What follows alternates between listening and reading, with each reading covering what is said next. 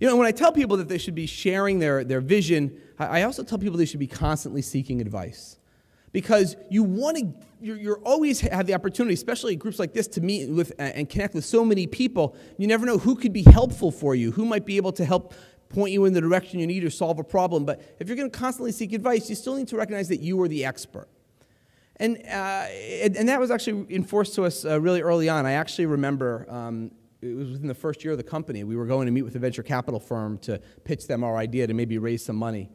And they said, we sat down. They said, tell me about your company, Michael. And we sat down and we said, sure, let me fill you in. I come from KPMG Marwick. It's a big services group. We see this opportunity to create software and education. So we're going to create software that we sell as an annual subscription. The schools will pay us $5,000 a year for the software, but it's a 90% margin. We're going to upsell them to enterprise software later on, have them pay us $40,000 or $50,000 a year annual subscription. It doesn't require any services work. Maybe 10% of the job will be services work, but schools will be able to just download it themselves, get up and running. We want to form a product company with high margins and expand around the world. And the venture capitalists across this table said, Mike, that's ridiculous.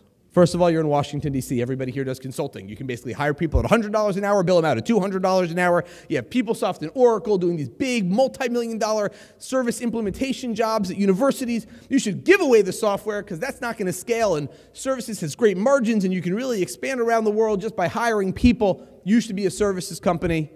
I'm not interested. Literally left that meeting, drove across town to my next meeting. Now, I know a few of you in the audience, but for those of you that don't know me, the one thing that I can tell you is I am a quick learner. Sat down at the new meeting, the gentleman said, so, Michael, tell me about your company. I said, sure, let me explain.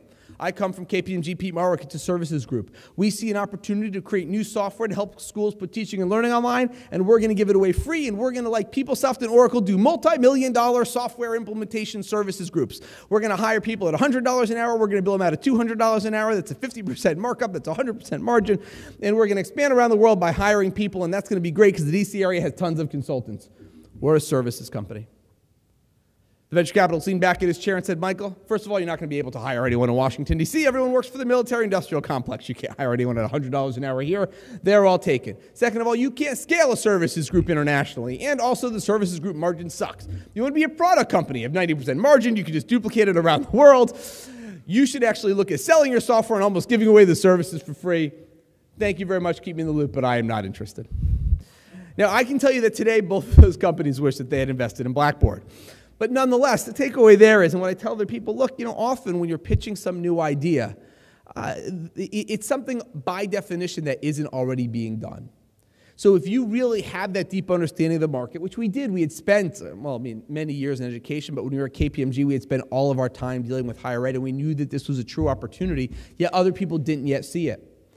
And we were so grateful to so many people here in the Washington, D.C. region because as we would share our story, we got help across the board. When people say, wow, Michael, how did Blackboard really have the opportunity to grow to be such a large company? I say, you know what? Because we had a terrific region and people, whether it was lawyers or accountants or consultants or other business experts or people helping with our business plan or connecting us to financing or even joining the company, people that were passionate about education, we had so much help from so many people. That's what allowed us to really establish Blackboard as a brand and a successful company, and that's what allowed us to grow.